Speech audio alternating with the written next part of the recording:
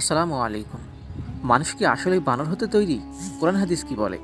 আমরা যেহেতু মুসলিম, তাই আমাদের জন্য সর্বশ্রেষ্ঠ দলিল হচ্ছে কোরআন এবং হাদিস। তাই কোরআন এবং হাদিসের আলোকেই আমাদের জীবনযাপন করতে হবে। চলুন জেনে নেওয়া যাক পৃথিবীর প্রথম মানব হযরত আদম আলাইহিস সালাতু ওয়াস সালাম সৃষ্টির কাহিনী। তাহলেই আমরা বুঝতে পারবো যে মানুষ আসলে কিভাবে তৈরি হয়েছে। আল্লাহ একদা ফেরেশতাদের ডেকে বললেন, আমি পৃথিবীতে খলিফা অর্থাৎ প্রতিনিধি সৃষ্টি করতে চাই। বলো, এ বিষয়ে তোমাদের বক্তব্য কী? তারা সম্ভবত ইতিপূর্বে সৃষ্ট জিন জাতির তিক্ত অভিজ্ঞতার আলোকে বলল, ফেরেশতারা বলল, হে আল্লাহ, আপনি কি পৃথিবীতে এমন কাউকে আবাদ করতে চান যারা গিয়ে সেখানে ফাসাদ সৃষ্টি করবে ও রক্তপাত ঘটাবে? অথচ আমরা সর্বদা আপনার হুকুম পালনে এবং আপনার গুণগান ও পবিত্রতা বর্ণনায় রত আছি। এখানে ফেরেশতাদের উক্ত বক্তব্য আপত্তির জন্য ছিল না, বরং জানার জন্য ছিল।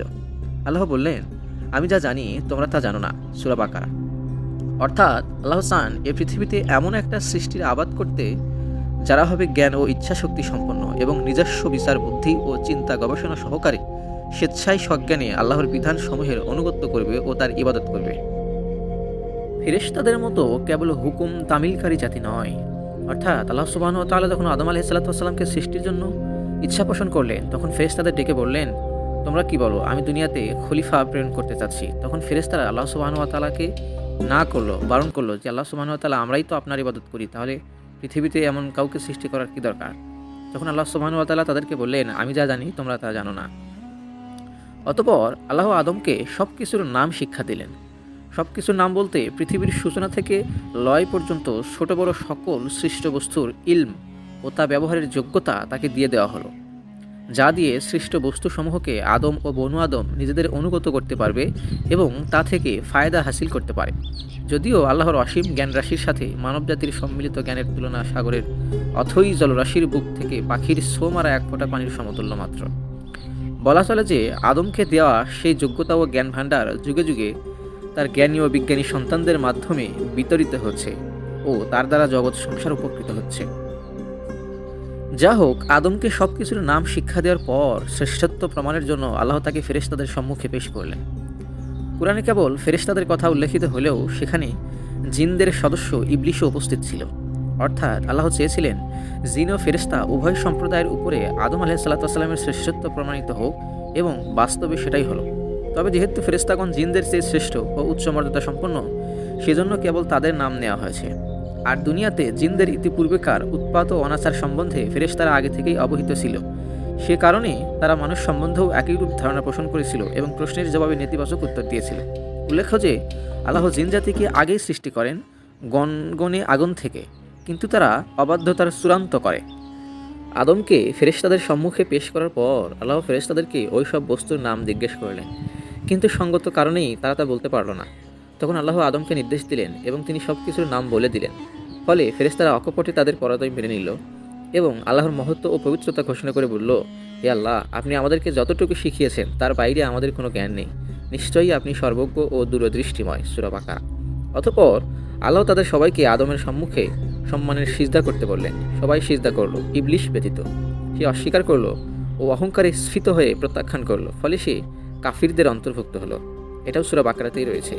ইবলিশ ওই সময় নিজের পক্ষে যুক্তি পেশ করলো, আমি ওর চাইতে উত্তম, কেননা আপনি আমাকে আগুন দ্বারা সৃষ্টি করেছেন আর ওকে সৃষ্টি করেছেন মাটি দিয়ে। আল্লাহ বললেন, তুই বের হয়ে যা, তুই অভিশপ্ত, তোর উপরে আমার অভিশাপ রইল পুনরুত্থান দিবস পর্যন্ত।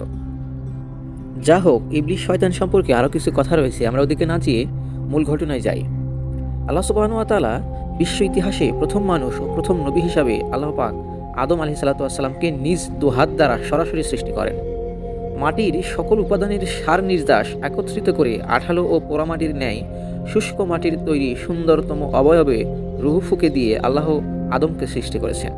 অতঃপর আদমের পাঁজর থেকে তার স্ত্রী হাওয়াকে সৃষ্টি করেন। আর এ কারণেই স্ত্রী জাতি স্বভাবগতভাবেই পুরুষ জাতির অনুগামী ও পরস্পরের প্রতি আকৃষ্ট। অতঃপর স্বামী স্ত্রীর মাধ্যমে যুগ যুগ ধরে একই নিয়মে মানব বংশ বৃদ্ধির ধারা অব্যাহত রয়েছে। পুরাণের বর্ণনা অনুযায়ী প্রথম দিন থেকেই মানুষ পূর্ণ চেতনা জ্ঞান সম্পন্ন সভ্য মানুষ হিসাবেই যাত্রা আরম্ভ করেছে এবং আজও সেভাবেই তা অব্যাহত রয়েছে। অতএব গুহা মানব, বন্য মানব, আদিম মানব ইত্যাদি বলে অসভ্য যুগ থেকে সভ্য যুগে মানুষের উত্তরণ ঘটেছে বলে কিছু কিছু ঐতিহাসিক যেসব কথা শুনিয়ে থাকেন তা অলীক কল্পনা ব্যতীত কিছুই নয়। সূচনা থেকে এ যাবৎ এই দীর্ঘ পথ পরিক্রমায় মানুষ কখনোই মানুষ ব্যতীত অন্য কিছু ছিল না। মানুষ বানর বা উল্লুকের উদ্বর্তিত রূপ বলে ঊনবিংশ শতাব্দীতে এসে চার্লস ডারউইন যে বিবর্তনবাদ পেশ করেছেন তা বর্তমানে একটি মৃত মতবাদ মাত্র, এবং তা প্রায় সকল বিজ্ঞানী কর্তৃক প্রত্যাখ্যান হয়েছে। প্রথম মানুষ আদি পিতা আদম আলাইহিস সালামকে আল্লাহ সর্ববিষয়ের জ্ঞান ও যোগ্যতা দান করেন এবং বিশ্বে আল্লাহর খেলাফত পরিচালনার মর্যাদায় অভিষিক্ত করেন। সাথে সাথে সকল সৃষ্ট বস্তুকে করে দেন মানুষের অনুগত ও সব কিছুর উপরে দেন মানুষের শ্রেষ্ঠত্ব। আর সে কারণেই জিন ফিরিস্তা সবাইকে মানুষের মর্যাদার প্রতি সম্মান প্রদর্শনের জন্য আদমকে সিজদা করার আদেশ দেন। সবাই সে নির্দেশ মেনে নিয়েছিল, কিন্তু ইবলিস অহংকার বশে সে নির্দেশ অমান্য করায় চিরকালের মতো অভিশপ্ত হয়ে যায়। সুতরাং আমরা বলতে পারি যে আল্লাহ সুবহানাহু ওয়া তাআলা পৃথিবীর প্রথম মানুষকে তার নিজ হাতে তৈরি করেছেন এবং তখনই তাকে জ্ঞান বুদ্ধি দান করেছেন। মানুষ কখনোই বুদ্ধিহীন ছিল না। সৃষ্টির শুরু থেকেই মানুষ বিবেক বুদ্ধি সম্পন্ন ছিল। সুতরাং মানুষ যে সৃষ্টির শুরু থেকে বিবেক বুদ্ধি সম্পন্ন মানুষই ছিল তা কুরআন হাদিস দ্বারা সুস্পষ্ট প্রমাণিত। আল্লাহ সুবহানাহু ওয়া তাআলা আমাদেরকে সঠিকটি বোঝার তৌফিক দান করুন, আমিন। তো আজ এই পর্যন্তই। ভিডিওটি ভালো লাগলে অবশ্যই একটি লাইক দেবেন এবং এমন আরও ইসলামিক ভিডিও পেতে আমাদের চ্যানেলটি সাবস্ক্রাইব করে আমাদের সাথেই থাকুন।